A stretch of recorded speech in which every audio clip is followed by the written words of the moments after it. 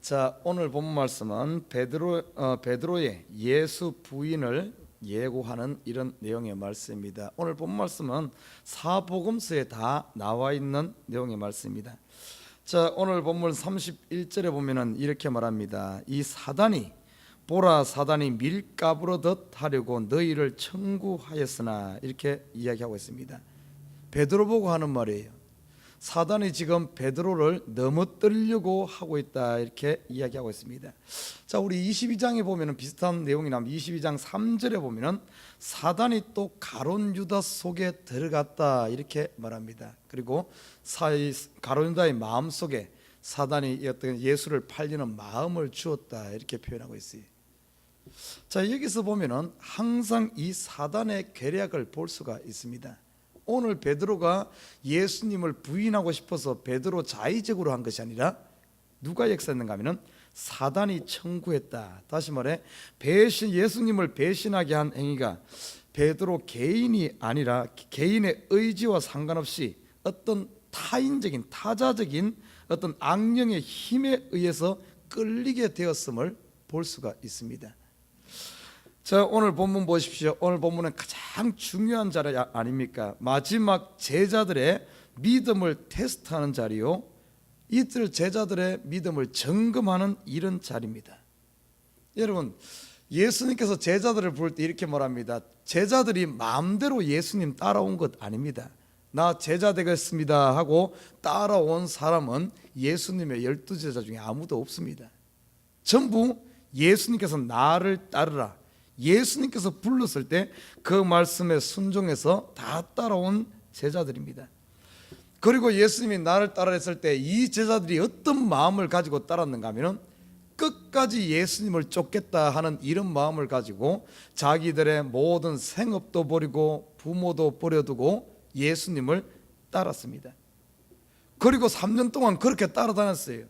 좋을 때도 따랐고 싫을 때도 따랐고 힘들 때도 따랐고 또한 그들이 굶을 때도 예수님을 따랐습니다.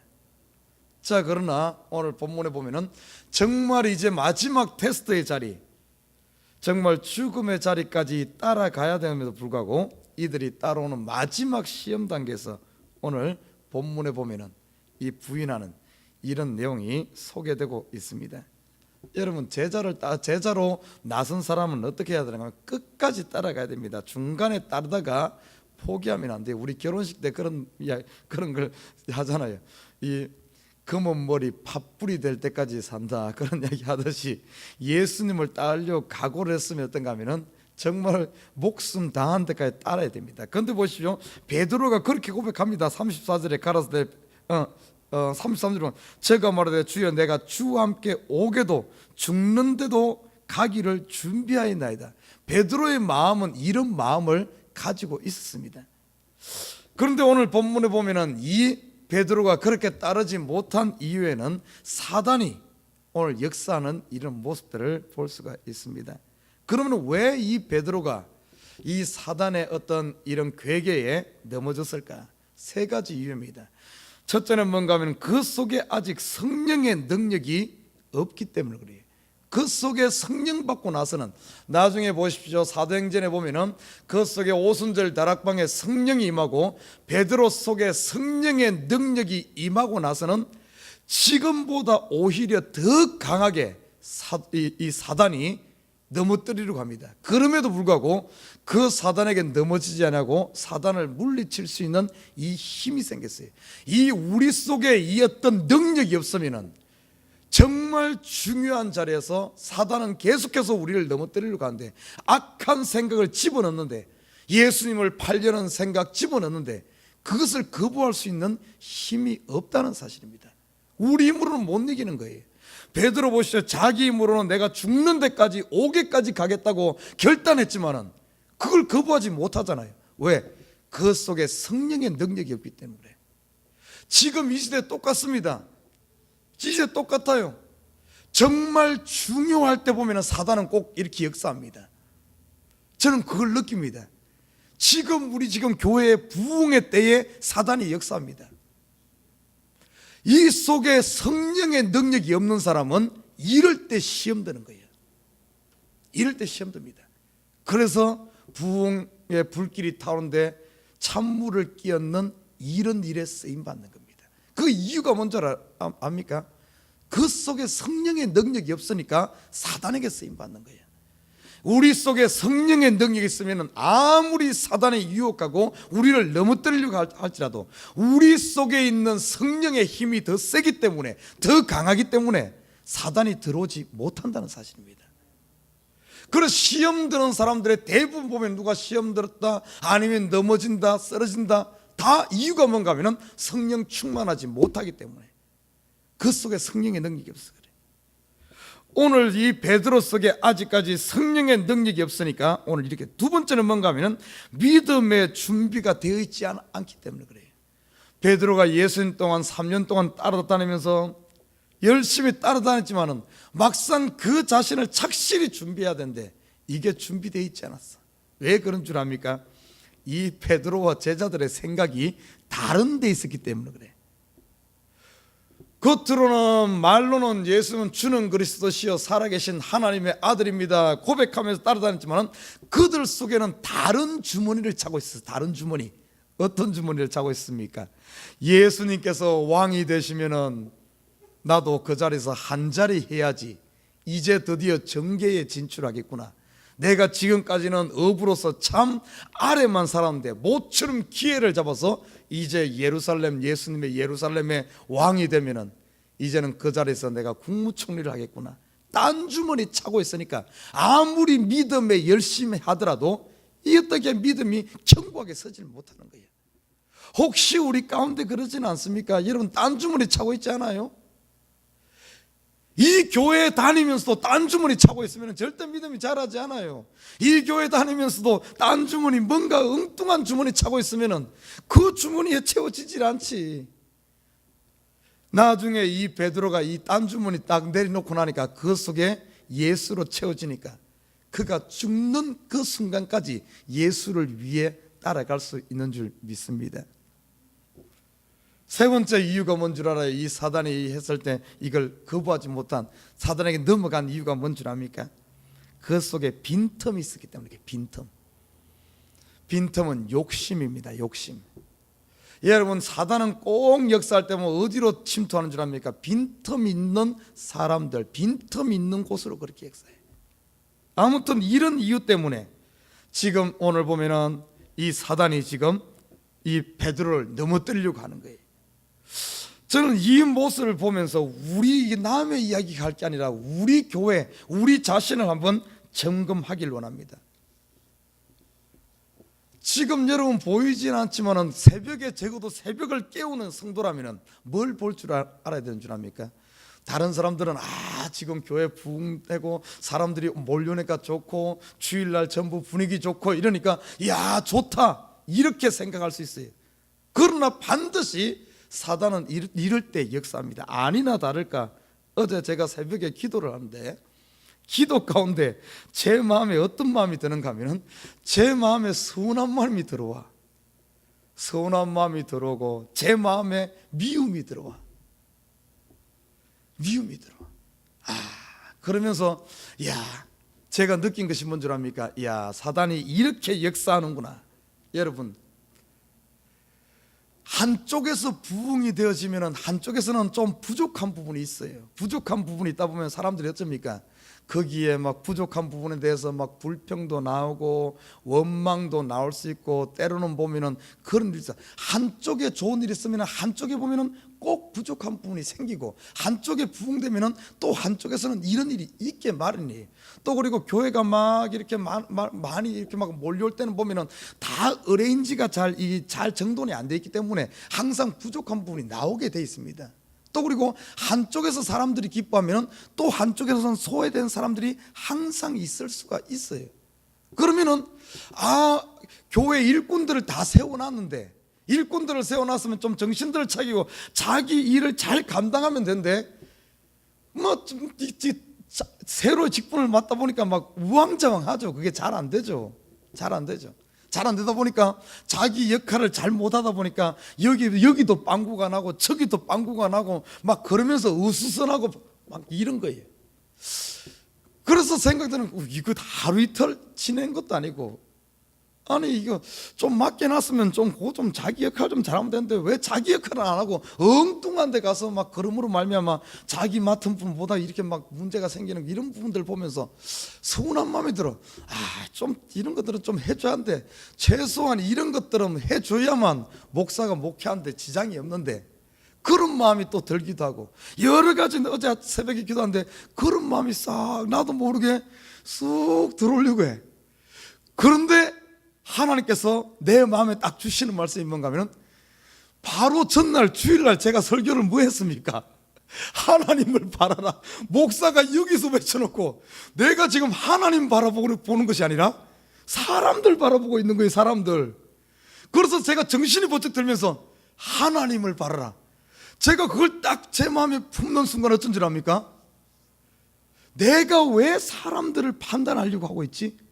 내 마음에 왜 미움이 들려고 하지? 내 마음에 왜 서운한 마음이 들려고 하고 있지? 쫓아내는 겁니다.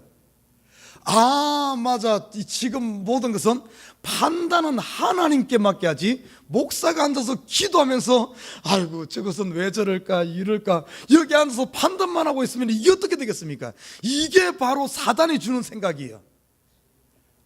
그러죠. 어제 그 하나님 딱 바라니까 그러면서 딱 생각하니까 하나님 바라보면서 모든 걸 하나님께 맡기니까 어떻게 된 줄 압니까? 제 마음에 평강이 찾아오고 자유함이 찾아오고 기도가 확 열리는 거예요. 야, 사단이 이렇게 역사하는구나. 여러분, 사단이 침투하는 통로가 어딘 줄 압니까? 마음이에요. 마음으로 역사합니다. 사단이 들어오는 구멍은 마음이요. 마음으로 들어온다 어떤가 하면 그 마음 중에서도 감정적인 부분들. 어떤 감정에 들어온 줄 압니까? 사단에게 노출된 감정이 뭔 줄 알아요? 내 속에 화가 일어날 때 화내는 그건 사단에게 대문 활짝 열고 어서 오십시오 하는 거와 똑같습니다. 화내는 것은. 두 번째는 어떤 마음인 줄 알아요? 제가 어제 미운 마음이 영원히 들어오는 사단이 이쪽으로 역사하는구나 하는 걸 발견해요. 여러분 마음에 미움이 들어오는 것은 사단에게 이 성이 무너지는 것 같아요. 빈틈을 주는 겁니다. 또 어떤 마음인 줄 압니까? 원망하는 마음.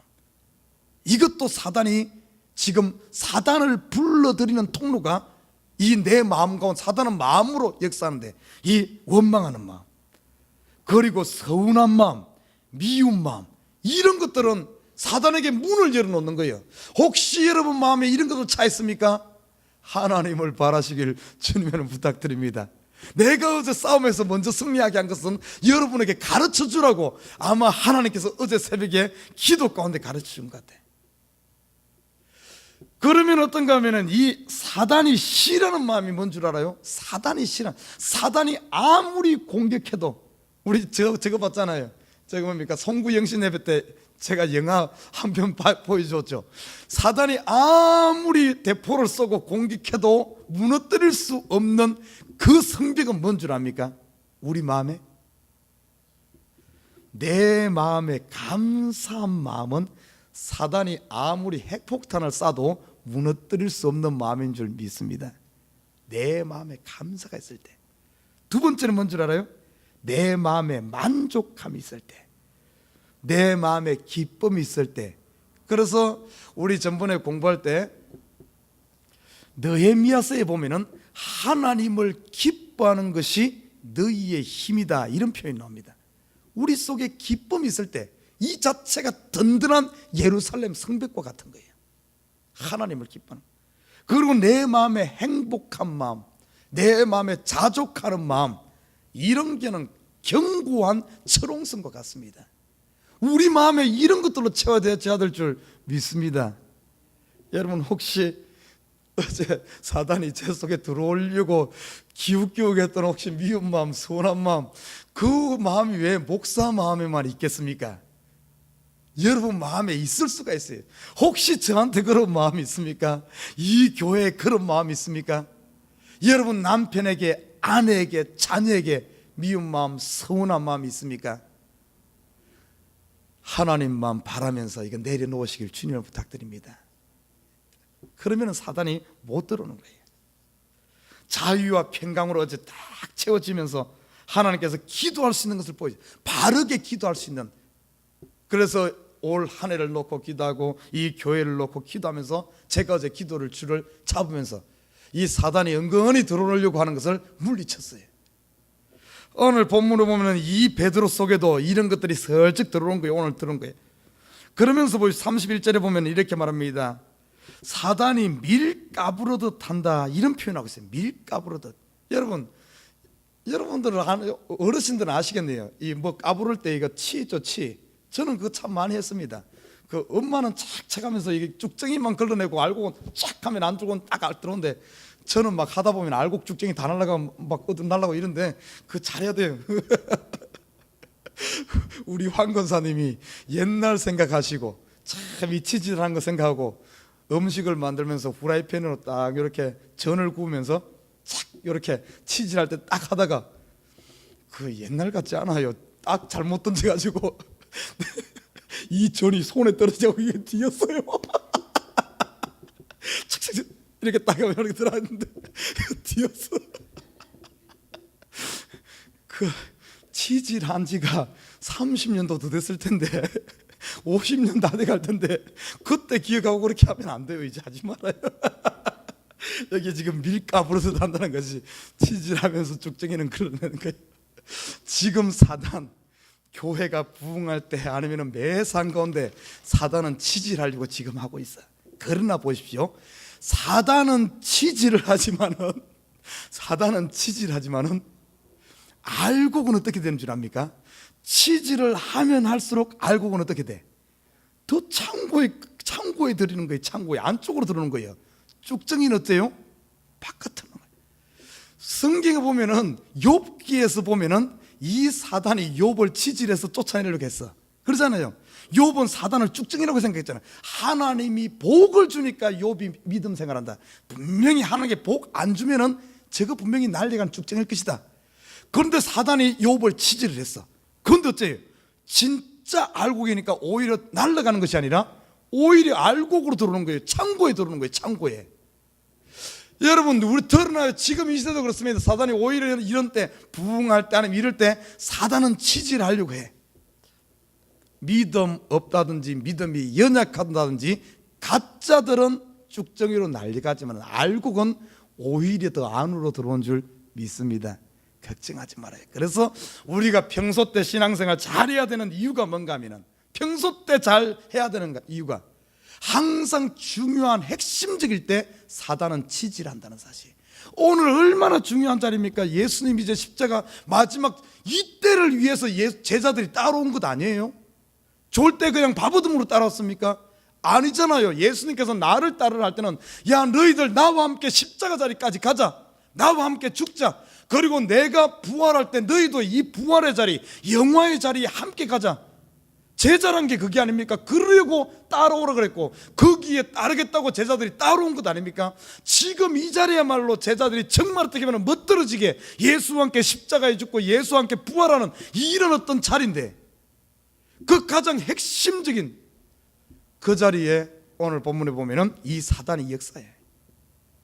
얼마든지 우리 가운데서 가장 중요할 때 사단이 이렇게 할 수 있어요. 그러나 걱정하지 마십시오. 내 속에 성령이 있는 사람, 믿음으로 잘 준비된 사람은 바로 이때를 위한 줄 믿습니다. 누구의 고백입니까? 에스더 고백 아닙니까? 이때를 위해 하나님께서 나에게 왕비의 자리를 주고 이때를 위해서 나에게 믿음을 주고, 그렇기 때문에 그 중요한 마지막 자리에 사단은 밀가부로 까부는데 그 자리에서 쭉정이로 드러난 것이 오히려 알곡으로 드러나 왕 앞에 하나님의 살아계심을 드러내는, 다시 말해 에스더가 자기가 유대인임을, 하나님 믿는 자임을 드러내는 역사가 일어난 줄 믿습니다. 믿음의 선진들의 이야기가 다 그거 아니에요? 다니엘도 그러고 사드락과 메삭 아벳느고도 그러고 전부 믿음의 사람들이 그때를 위해 예비되어 있는 거예요.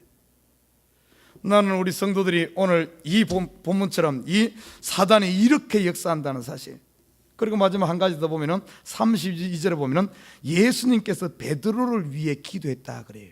그런데 똑같은 상황이 22장 3절에도 나옵니다. 그때 그때는 보면은 가룟 유다 속에 사단이 들어왔는데 그때는 예수님께서 내가 너를 위해 기도했다 이야기하잖아요.